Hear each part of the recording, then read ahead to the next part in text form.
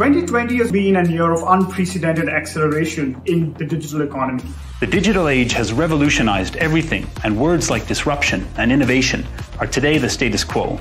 In fact, the combination of disruption and innovation has helped us tackle very complex challenges and is needed more than ever.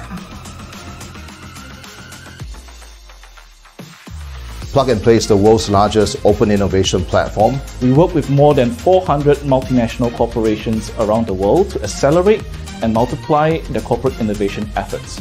In the last 10 years, we've been able to grow this global network in about 20 countries in close to 40 cities so far.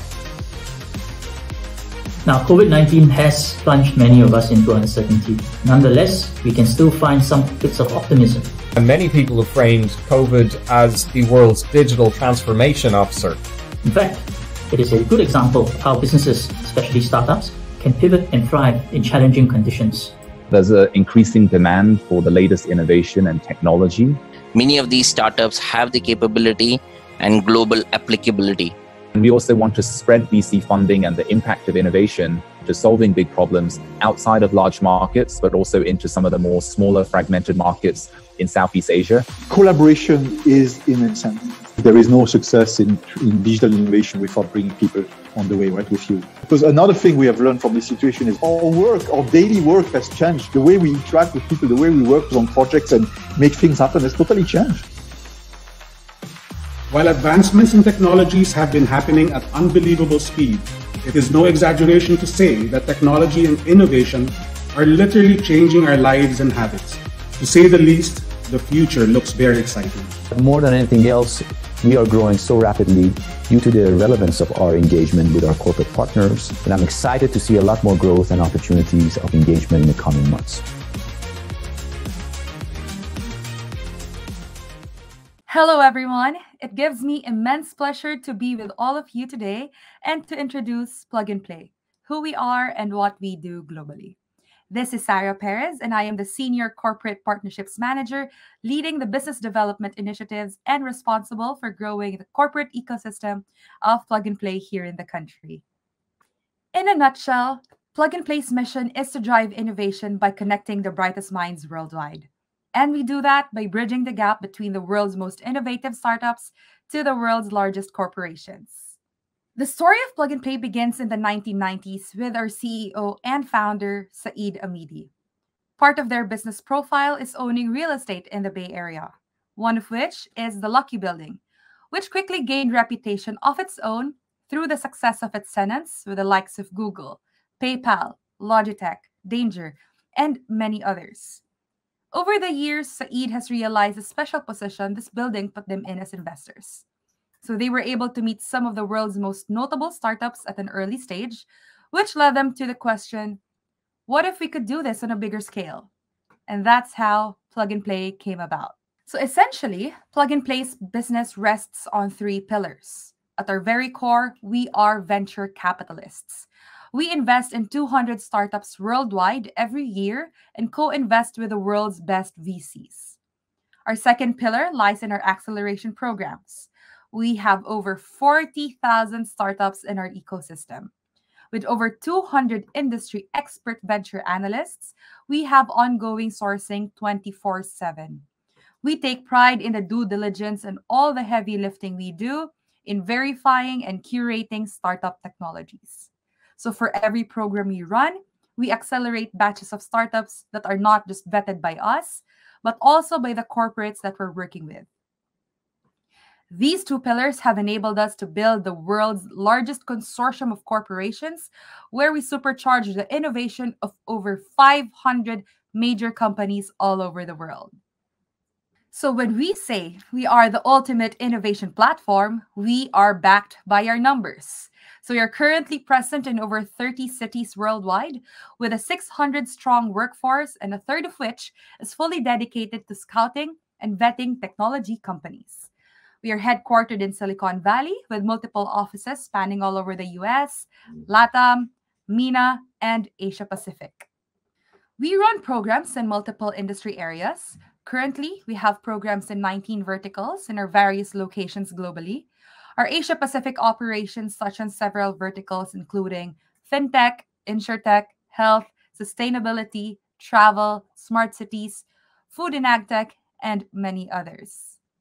And as one of the most active early stage investors in Silicon Valley, our goal is to fund the teams that are building the defensible businesses of the future. By leveraging our capital, our network of 180 plus VCs, and our corporate partners, we give our portfolio companies a huge advantage. Over the span of 15 years, we have made 1,600 plus investments.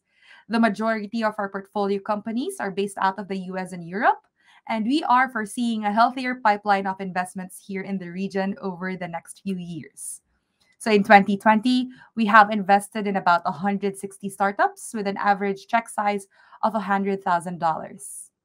Before I end, I'd like to give a quick snapshot of our activities here in the region.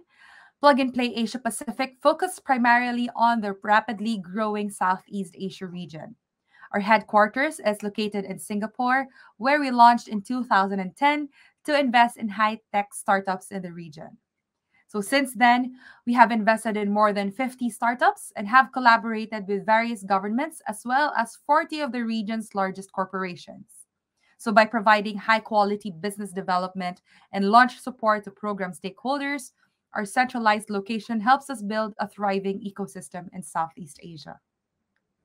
Not only are we partnered with corporations, but we have also forged strategic partnerships in the region. Our partnership with the Alliance to End Plastic Waste, which started back in 2019, has grown and expanded here in Asia Pacific. Our partnership focuses on running acceleration programs in our multiple global hubs, focus on the plastics value chain to identify startups with different innovations to address plastic waste in the environment.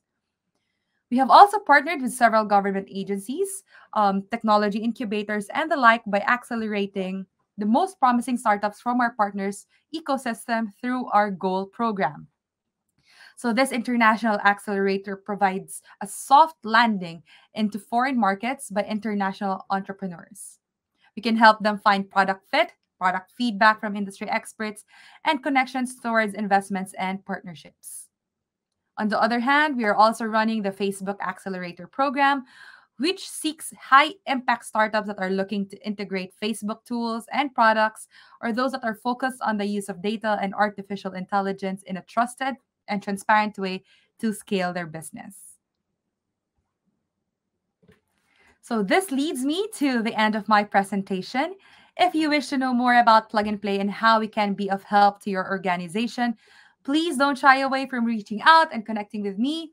Flash on the screen is my email address, and I'd be happy to have a chat anytime.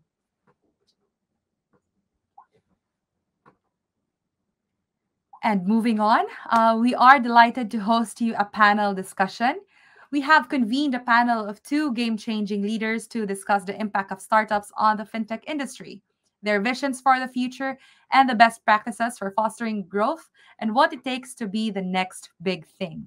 It is my pleasure to introduce our Director for Fintech, InsurTech, and Health, Kayvon Deldar, to lead our next segment. Take it away, Kayvon.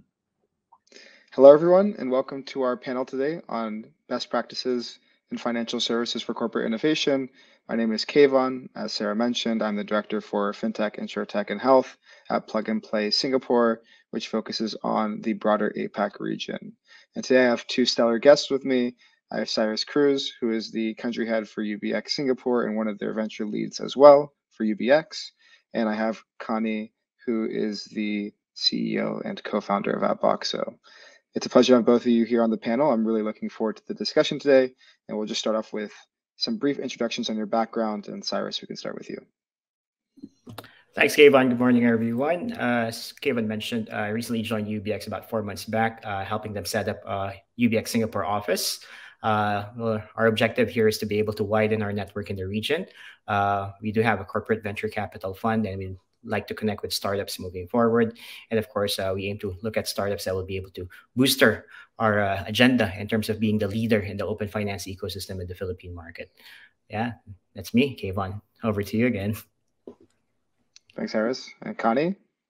Sure. Hello, everyone. Great to meet you all. Thanks for the introduction, Kayvon. So my name is Kanye. I'm co-founder and CEO of Appbox. We call ourselves Super App Platform, and we help financial services companies, banks to turn their apps into super apps and then enable customers and businesses to easily tap into the power of these super apps. We've been operating in several countries, and in Philippines, our flagship partner is GCash at the moment.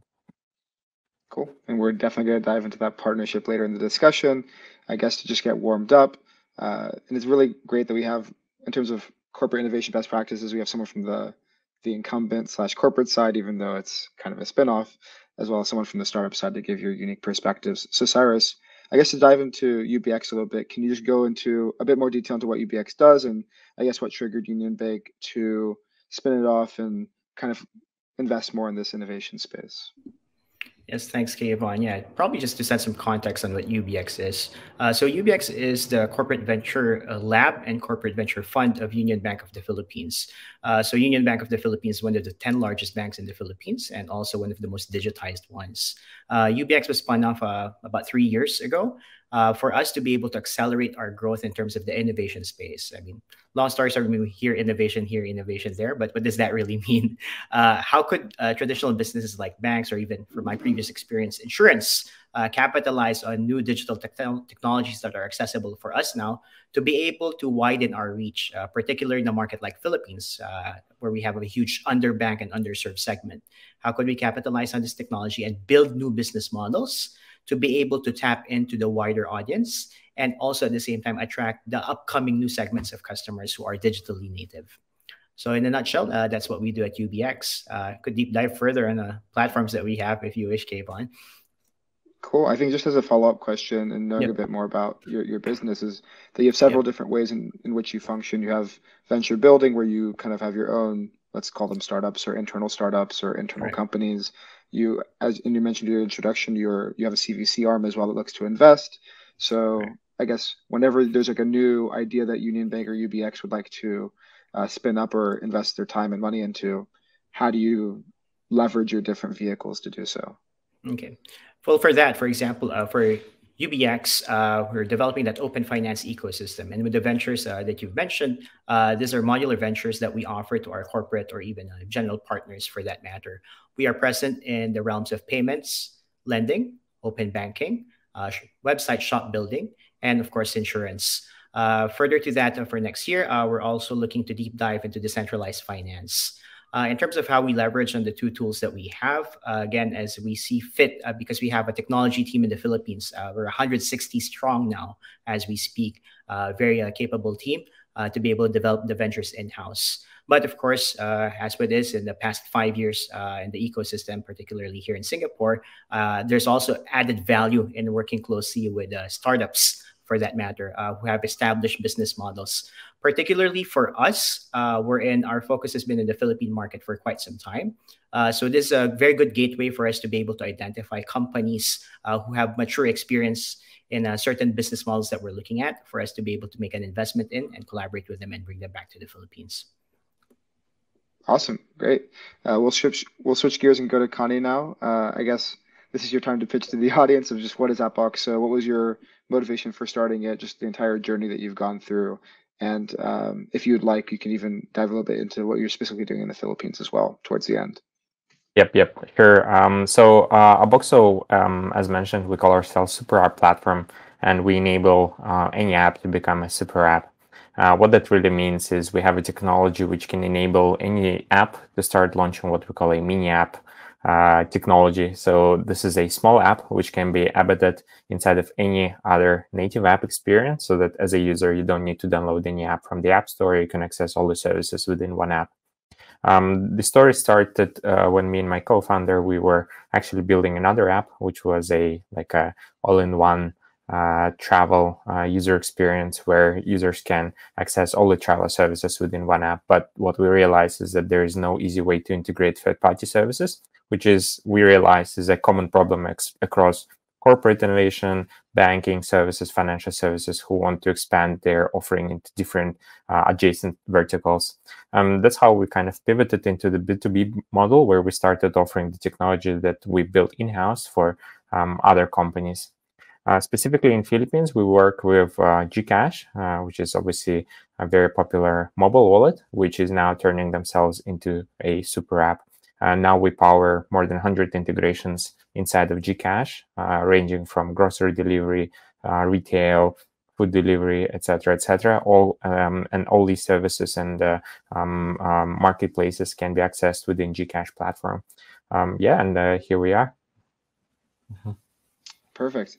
And I guess as a follow-up question, I guess how do you see the engagement that you've been doing with large corporates in the financial sector specifically? So in terms of your super app integrations, how has the process been of working with not only companies like Gcash, which are kind of growth stage startups, but maybe some of the larger corporations and talking about that journey?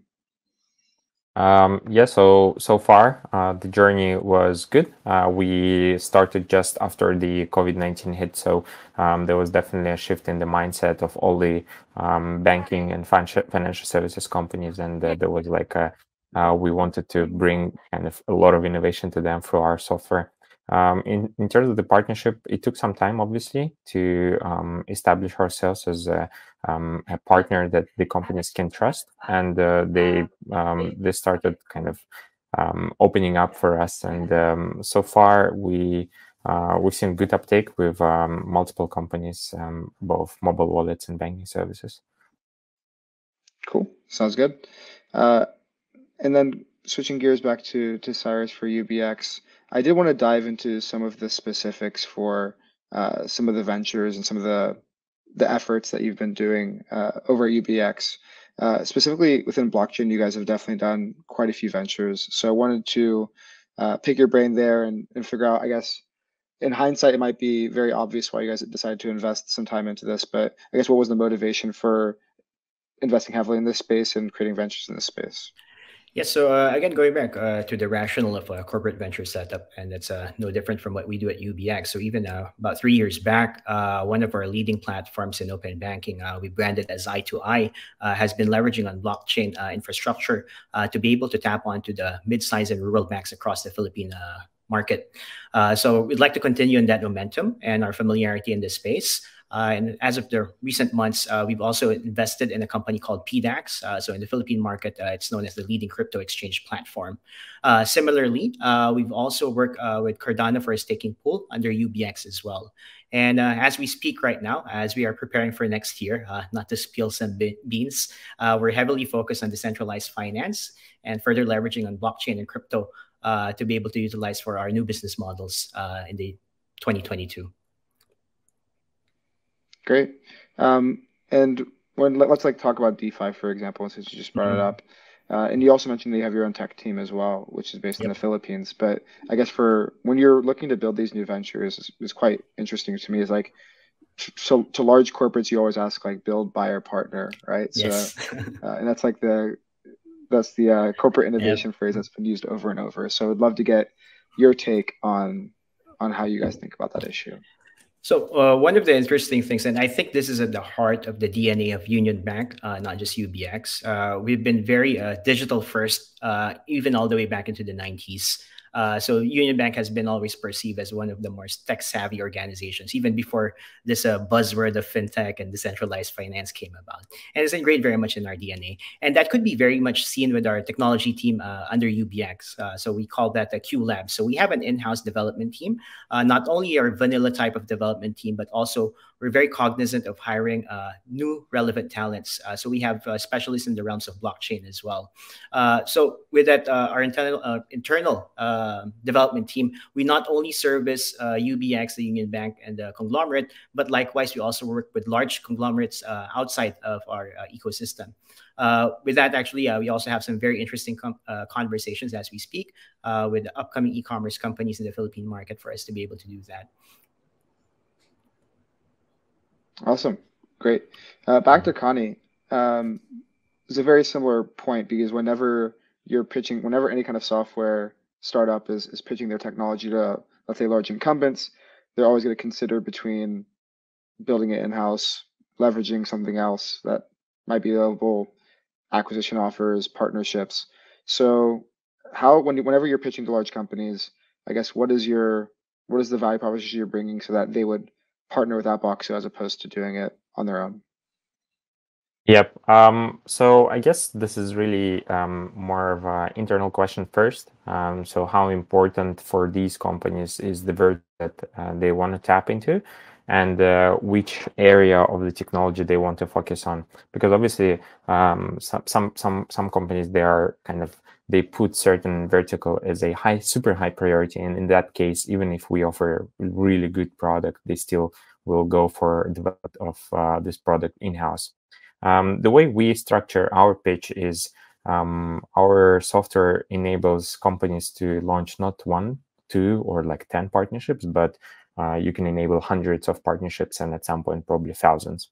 And just to give you an example again with Gcash, we now have more than 100 integrations with third-party services directly inside of Gcash, and that would take a lot of time for companies to develop in-house. So yeah, that's kind of the main reason why companies want to work with Abox. So when they go from like, let's say 0 to 10, they can do it kind of in-house. But then if they want to really scale the partnerships and have multiple hundreds of integrations done, then they can go and work with us. Got it. Thanks for that. And do you have any kind of, I guess, what are the key questions that you ask to large corporates to kind of evaluate? Because I mean, a lot of startups kind of get in, especially in the B2B space, get caught in this jumble of. I mean, Cyrus is laughing because he's had a lot of experience in his previous experience working with Plug and Play and being in this space as well. But it's good to like have that value proposition you just talked about. But how do you distinctly not get caught in like wasting too much time and evaluating the opportunity? Yeah. So the way we kind of operate is by now we already can identify a company which has like a strong intention to become a super app, or that are kind of exploring. So far, we've seen the ones that have strong intention to become super app making decision quite fast. So after the first couple of calls, we already can see that there is movement both on the business side of things. So we're already speaking to business team of this company to identify what kind of opportunities that we can bring. At the same time, we kickstart discussions on the integration, and we speak to their tech team. So tech team starts to really understand from the ground up how our platform works.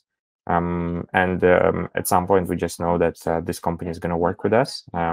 Whereas the companies that like are exploring usually is just some high-level call with their management team or some business people, but it doesn't move to, let's say, technical. So at that point, it's quite clear that there's no intention yet, but we still kind of never say no. So we always kind of make sure that our relationships are good, that we kind of do some follow-up calls from time to time, just because some companies need a bit of like they need to mature to actually kickstart the execution of the strategy. And when they do, like we hope to be somewhere nearby to kind of help them out. Absolutely. I really like that point about talking to the technical team and kind of having some key people within the organization that you have to talk to. And so for the startups in the audience, that's great advice. And I know that Cyrus probably can talk about this for the rest of our panel discussion of listening to hundreds of startups pitching, whether it's at like plug and play events or outside. I have two questions for you. I guess we'll start with the first one is whenever you're sitting on a corporate innovation team, it could have been your previous roles or in your current one, and we talk about this all the time because it's one of our core businesses as well, is how do you convince either leadership, internal stakeholders that working with external startups is beneficial to the organization? How do you pitch putting budget and people and manpower behind corporate innovation, and specifically external corporate innovation outside of whatever you can do internally? Yeah, thanks, Kevin. You can see I've been itching to answer that question and put some comments into it. But no, this is I mean, there's a lot of talk about in this type of forums, very formal, and we talk about buzzwords and how we go about things. But it boils down to practicality, right? Corporate innovation 101. I think what's being missed out sometimes is we have a responsibility as well with startups like Kani. So Kani and I, we've known each other also for quite some time. But I think our responsibility from the corporate innovation side is to be able to also manage expectations and show our cards on the table with the startups. So again, as Connie mentioned, hi, we're at this exploratory phase. We'd like to know more about your company. Again, for UBX, we could be in a position. Also, we'll give them a heads up. By the way, we have a very capable tech team, and we may also build something like this. So just feel free to share as much as you can. But of course, in that conversation, we'll be able to identify that Upboxo has some modules that are very mature, and it may take us some time to develop, and we need that right now. So we wouldn't shy away from doing, as we call, co-opetition right now at UBX, like working with them, because it's a growing market, particularly in the Philippines. So that's our approach for this. And of course, first is information sharing, next is partnership, and taking into consideration investment. To your question, Kayvon, on how we view and evaluate organizations, I've always, and we've talked about this several times, Kayvon, I put it in two boxes, right? There's very high level of interest, which is exciting for everyone, especially at the senior management level. Like I want, like 4 years ago, I want to talk about blockchain or AI. You present an AI company, blockchain company, and they say, oh, we can transform. We'll be the Netflix of insurance or the Netflix of fintech. And then later on, like once you talk to the technical team, as Connie has mentioned, there's crickets everywhere. So there's high level of interest, and you need to weed that out. Like, yes, it's interesting. Yes, we could get excited, but we'll manage everyone's expectations. Like, we need to understand this first and how it could be applied to our core business, which leads me to the second box. And this is what we've been doing so far at UBX. We've been working closely with the business units, not only with UBX, but across Union Bank Group. We've classified 2 objectives. Number one, as I've mentioned, what are the high-level areas of interest that you would like to know more about? But the other one will be, what are the focus areas that you have for your business right now? Because day in, day out, they have 101 things to do. And what we would like to share with them are some things that are value to them, be it from a revenue generation perspective or cost efficiency.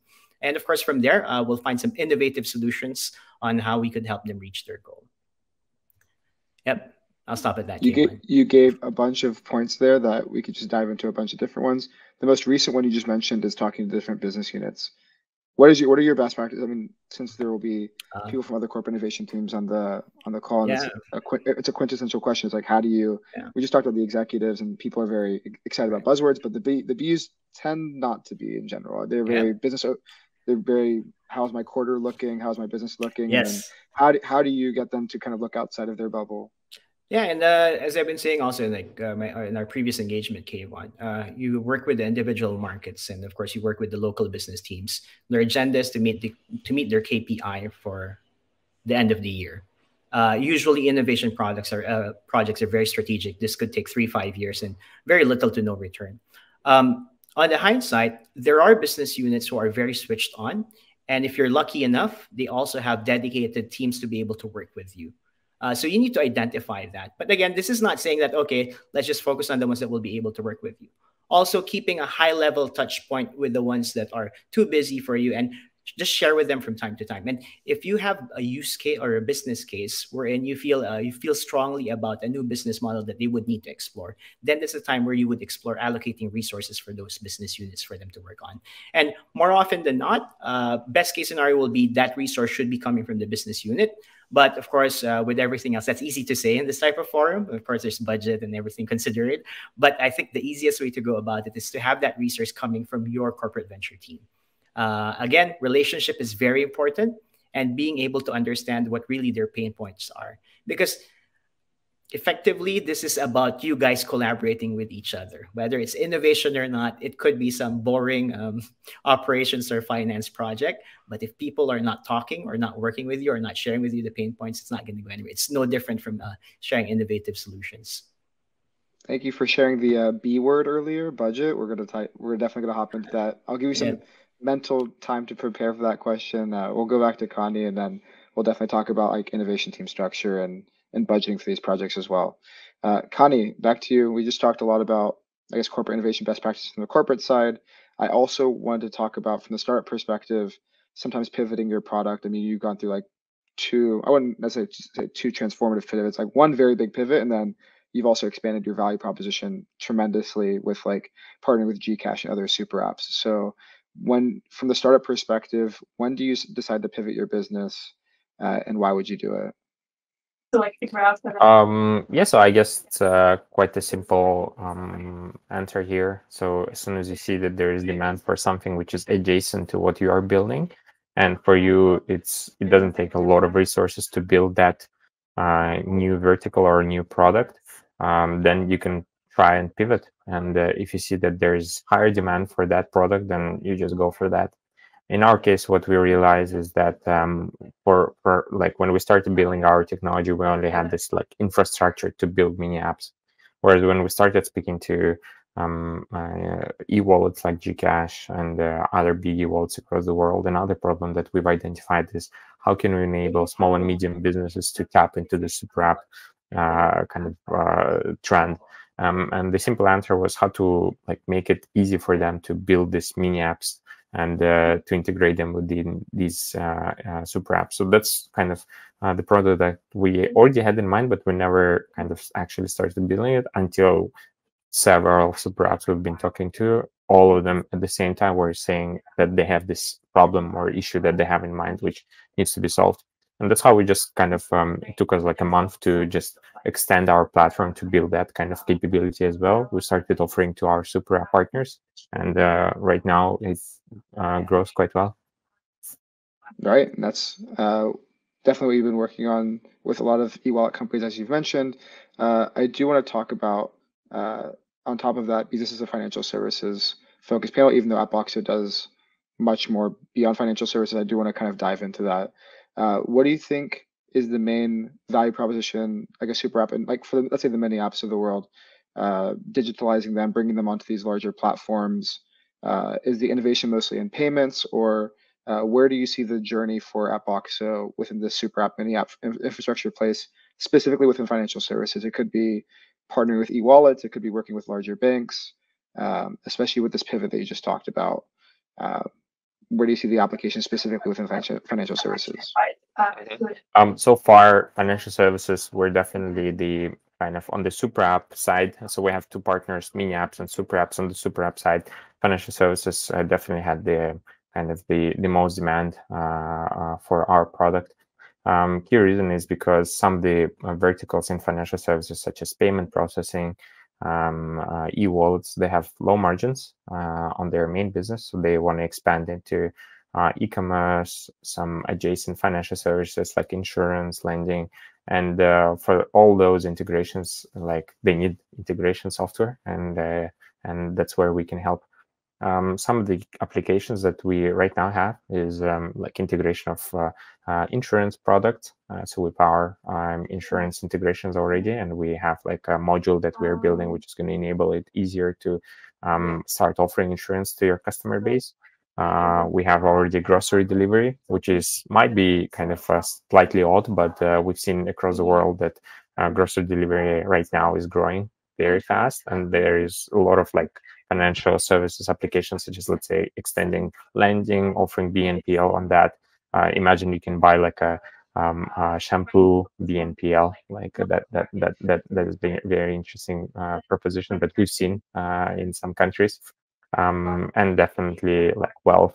We don't have anything there yet, but some of the integrations that we have in mind, and we've seen success in other countries as well, is how can we enable customers to buy gold, for example, to buy stocks or to buy some other things in a very easy way, or ETFs.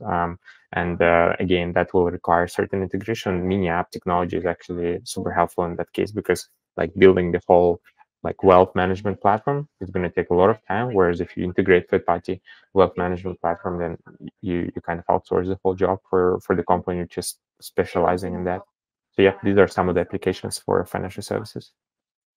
Yeah, no, that's great. And thanks for diving into those examples. Before we go back to Cyrus, and by the way, did you notice that when you said insurance, you just smiled? It's you just say insurance and that peaks. That just excites Cyrus just a little bit. I did want to ask this because I'm actually personally curious myself, and I don't think I've ever asked you this before. But you talked about all like the banking use cases, e-wallets. You talked about wealth management. These are all like kind of things that currently exist, and you're seeing the proliferation of blockchain. And we just talked about DeFi. We didn't really talk about that much, but Cyrus did mention that UBX is starting to look into DeFi. It's a huge burgeoning space, and there's obviously dApps, which are decentralized applications. Very seems like another area that could be relevant for Appbox. So maybe not with your current tech stack, but something you could look at. But maybe you want to talk a little bit about what growth potential, or if you are even interested in that space, and what that could even look like for Appbox. Actually, yeah, very interesting, and yeah, some sneak peek. We're already kind of working with some crypto exchanges to integrate our software in there. Key reason is because right now you hold Bitcoin, and it's just a kind of way for you to just hold your assets, right? So it's a kind of one of the like closer to gold rather than to actual kind of dollar value, right? So the way we see it is actually integrating certain services that you can transact in with your Bitcoin, for example, and making it easy to do that. Because right now, if you are a e-commerce business, let's say, for you to start offering like Bitcoin as a payment method's actually quite a technical issue. Whereas with our platform, what we realize is because we are kind of standardizing quite a lot of things there, it can be also quite easily implemented. So yeah, again, like coming back to our example, imagine you can buy groceries, like any type of groceries, with the Bitcoin that you hold in your crypto exchange wallet. So that kind of some of the use cases that we see right now, or let's say some travel products, insurance, again, etc., etc., and everything will be converted automatically. So that is some of the use cases that we are looking at the moment. No, thanks for answering. That's super cool. Last question before we go back to Cyrus is, you've just mentioned cryptocurrency exchanges, you've mentioned e-wallets, you've mentioned large incumbents like, let's say, banks, for example, or it could be digibanks. When you compare all of these target partners or customers for you, who do you feel like are the best partners you've been working with so far, and why? And then what have been some of the negative aspects of other partners? Just talk about the pros and cons of your experience of partnership so far.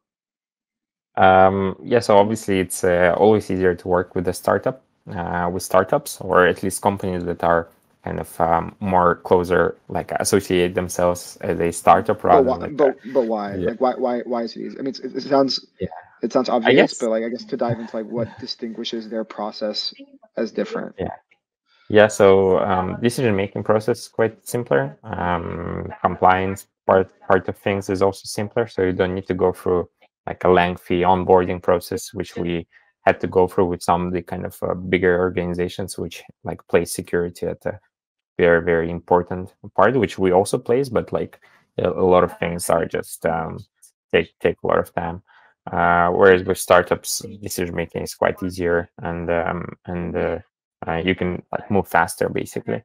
Though, like what we see is that there's still opportunity for bigger banks to like transform themselves into like an innovative startup. And like I like to give an example of the company from my home country, which is Kaspi Bank. That was a bank which was founded in like 2004, 2005. Then like a venture capital firm took over it, got the money from Goldman Sachs, and they started their transformation back in like 2008. By now, this is the largest payment processing company in Kazakhstan. It processes 66% of all payments. So they took actually shares not from banks, but from Visa and MasterCard. So Visa and MasterCard is like not doing well there because now all the money is processed in the same system. They took over BNPL, so they pretty much own BNPL space. They have lending, they have consumer lending, business lending, they have insurance products. And yeah, and that's why we think that there's still opportunity for kind of banks to go that way if they really change their mind and like shift the way they operate, I guess, and become a bit more startup-y. And yeah, that's why we kind of still like to talk to corporate as well. Of course, the door is always open for anyone that's a potential partner or client. Cyrus, that segues perfectly back into you. He just talked about, not to make you like the bad guy or anything, because I know that Union Bank was awarded the most innovative bank in the Philippines, so there's some slight marketing for you guys there. But how do you actually juxtapose between, maybe juxtapose is the wrong word, how do you balance the need between the scale, the security, the maybe intentionally slow moving aspect of a corporate with the opportunity that Connie just mentioned, where startups do move faster on their own and they could innovate faster? Obviously both are important, but how do you guys tackle that? Yeah, if I may, I thought for a second Kanye was talking about UBX when he was talking about the spin-off of a bank that has been creating waves in their own country, and that's effectively us. But yeah, just aside, that's pretty much why UBX was spun out. I think to answer your questions two ways. In terms of innovating and developing new business models, I mean, of course, there are operational challenges to it, like scaling up. I think in terms of potential challenges that I'll be seeing in the near future will be like, how could we sustain the growth of the market? Like Connie set a very good example earlier, like up until now, like 6% of the payments are transmitted to this digital bank.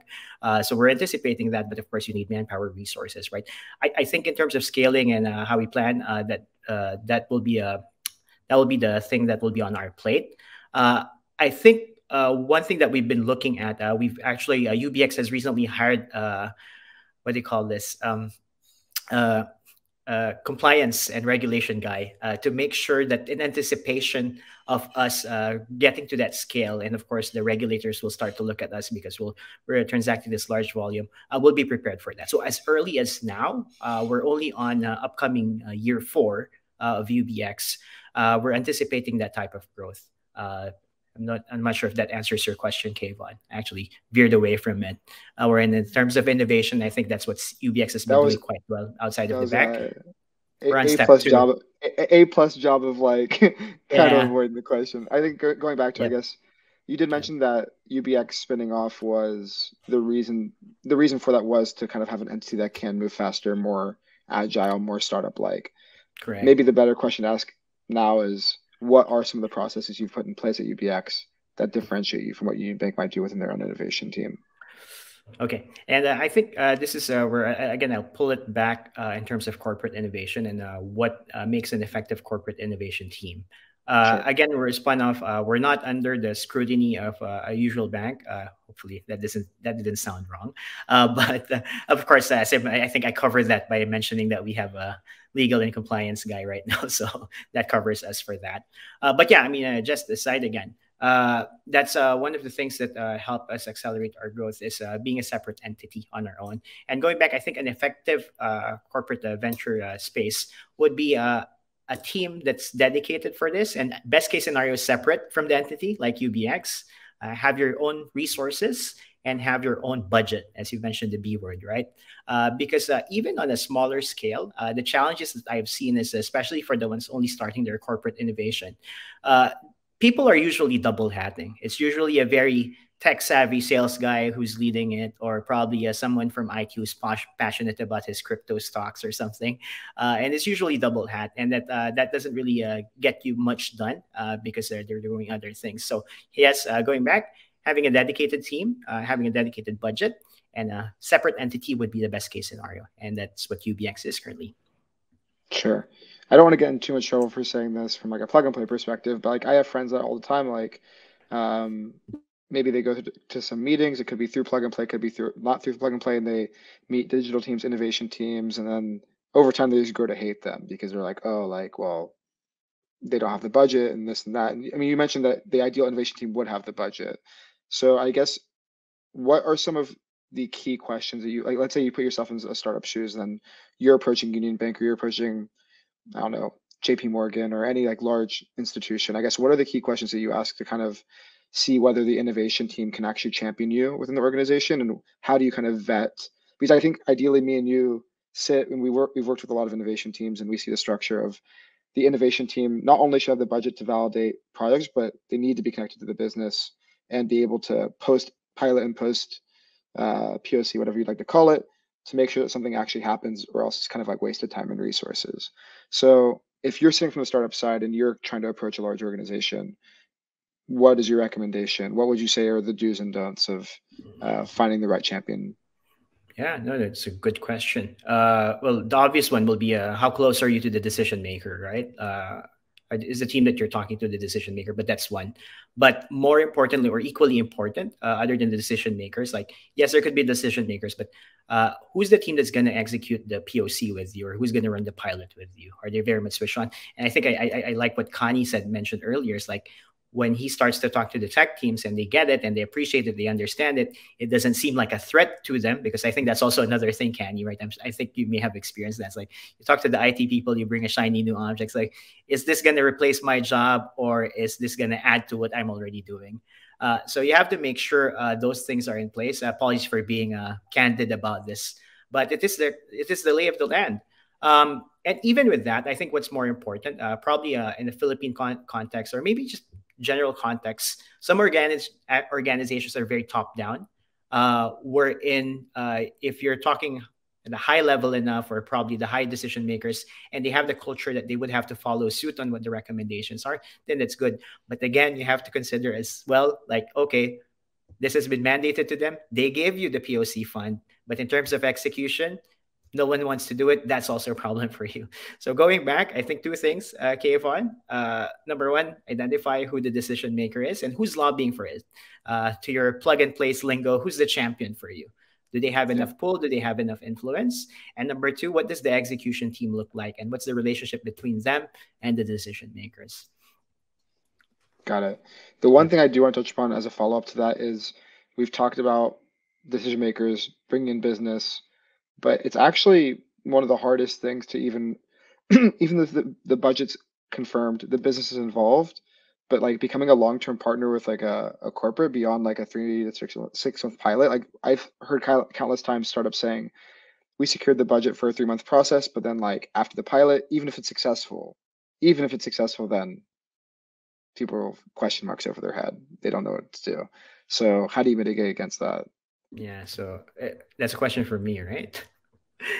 I think from you can look at it two ways, right?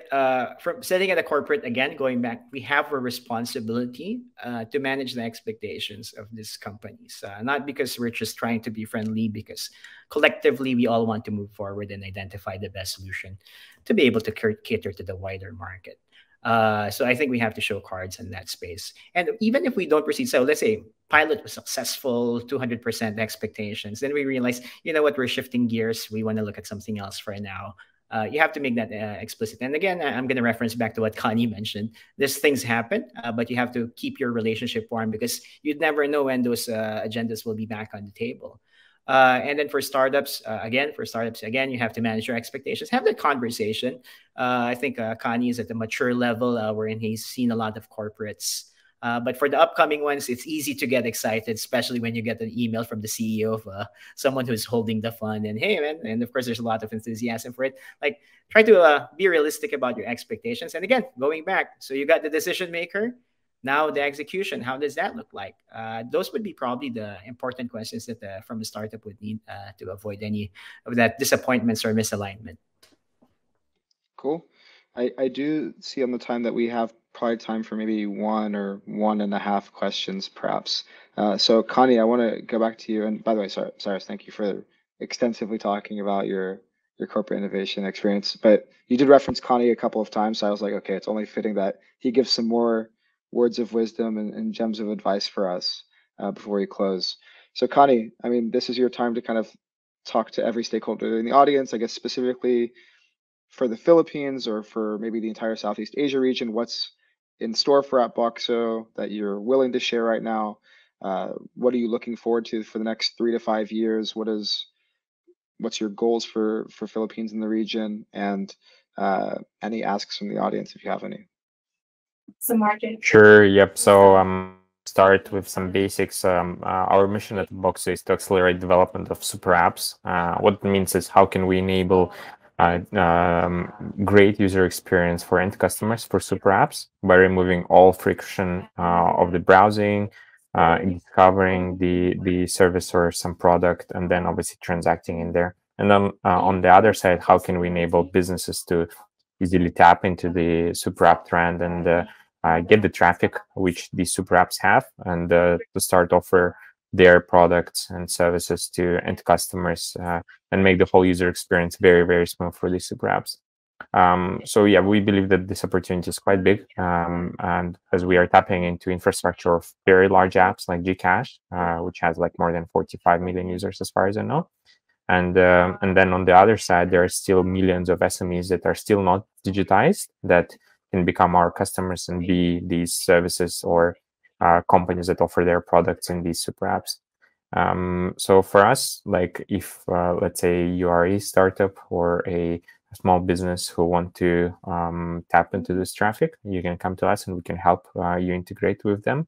And then on the other side, doors are also open for super apps to become our partners as well. So if you want to start offering multiple services inside of your app and you need this integration solution, we can also help with that.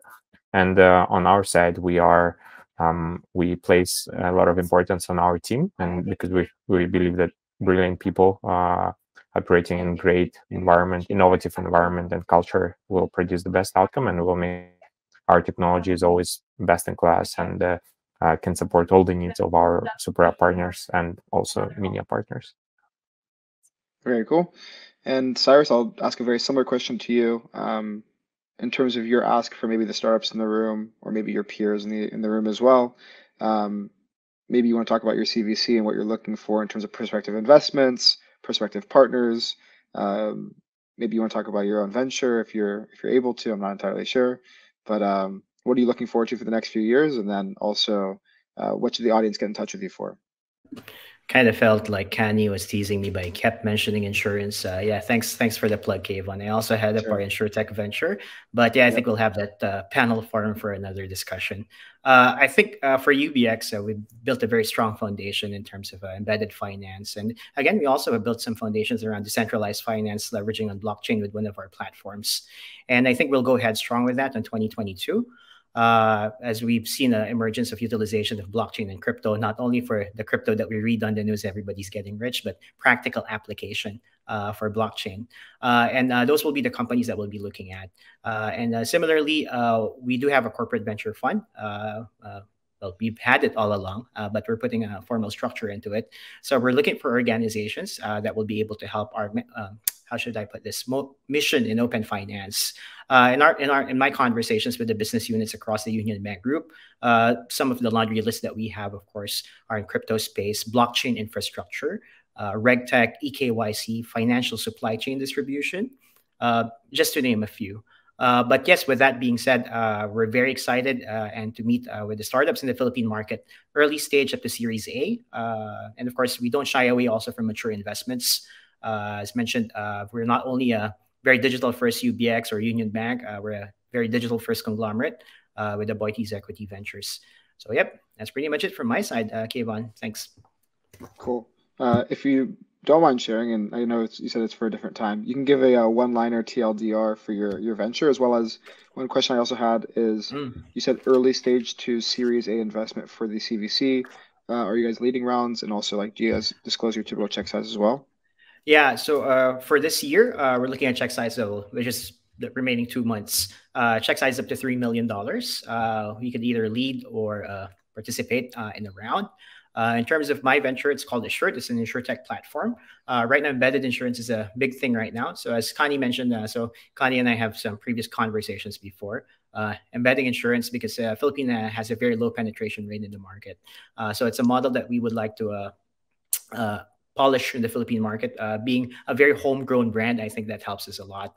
And one thing in the pipeline that I'm working on right now is an employee benefit financial open finance ecosystem, where we've seen in the insurance industry, a lot of them are looking at health and wellness. I think for developing markets like Philippines, Vietnam, and even Indonesia, an open finance embedded into employee benefit ecosystem will create a lot of value and traction, not only for the insurance companies, for the corporates, but more importantly for the employees.